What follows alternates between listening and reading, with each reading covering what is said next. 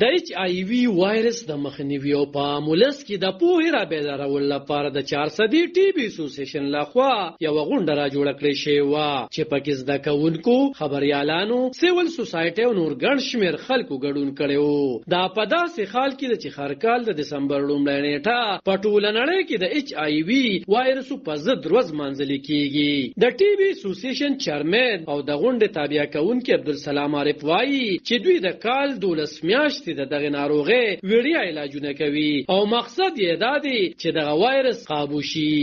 خلکو کې ډېر زیات د اویرنس ضرورت دی. زموږ را روان وخت کې دا پروګرام دی چې دا ټي بي او ایچ آی وی وایرس دی نو دا رور خور دی.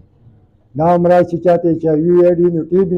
ټي بي ایچ آی وی وایرس تم لاړ شي دا شوګر تم لاړ شي مختلف امراض. د صحت کارپوهان وایي چې ایچ آی وی یو قسم وایرس دی او که دا وایرس چا کې موجود وي او په وخت دارو درمل استعمال کړي نو دغه وایرس تر 10 کال وروسته ایډز ناروغۍ ته بدل شي. خو دا څومره خطرناکه ناروغي ده نښې او علاج یې څه دی نو د 400 هسپتال ډاکټر زیشان خیاط وایي ایچ آی وی چې کوم دی ایچ بی اس ایچ سی وی او ایچ آی وی موږ به درې واړه ذکر وکړو چې درې واړه په یو دغه باندې سپریډ کیږي. دا زموږ د کوم نیان چې دا بلډ استعمالي د دې نه سپریډ کیږي د یوز سیرنج نه سپریډ کیږي یا چاته یو انسان بل انسان ته وینه ورکړه او په هغه وینه کې ټیسټ یې نه کړی سکرینینګ یې نه کړی د هغې نه کیږي او سیکشوال انټرکورس نه کیږي. زه به صرف د 400 خبره وکړم چې 400 کې موږ سره 309 کیسز چې کوم دي نو دې ټایمه پورې پازیټیو دي. ماشومان هم شته ښځې هم شته زمونږ خواجه سرام پکې شته. ایچ آی وی ایډز یا وایرس په اړه دومره تشویش ولې خور دی نو خبریال فیض محمد وایي چې په ټوله ضلع کې 300 پیښې ریکارډ شوي دي او د دې مخنیوي یا قابو د وخت ضرورت دی.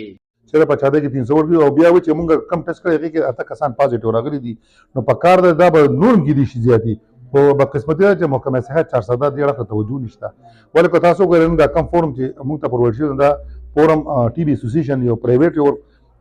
تنظیم دی دوی موږ ته دا پرووایډ کړی دی نو په کار چې دا د محکمې صحت 400 اړخ نه داسې پروګرام کې دی هغې کې د 400 ټول میډیا کم داسې نور انټلیکچوالز دي دا په دې کې راته او دوی سره دا شیرنګ دی چې په 400 کې دا حالات دي نو که ما په خیال کوم محکمې صحت 400 اړخ ته توجه وکړو په دې شرح کې کم راتلی شي خو چونکې دا همداسې پاتې شوه نو دا 308 به ورځي دا 400 په ډېره تشویشناک خبره ده. د پاکستان قومي ادارې نېشنل ایډز کنټرول پروګرام تر مخې د مخال په ټول خیوات کې 2,10,000 تنان په دغه ناروغۍ کې اخته دي خو کارپوهان وایي حکومت دې مهمې ناروغۍ ته پاملرنه ونه کړه نو دغه شمیره به نوره هم زیاته شي. د کیمرامین یاسر خان سره علب خان شیرپو خیبر نیوز 400.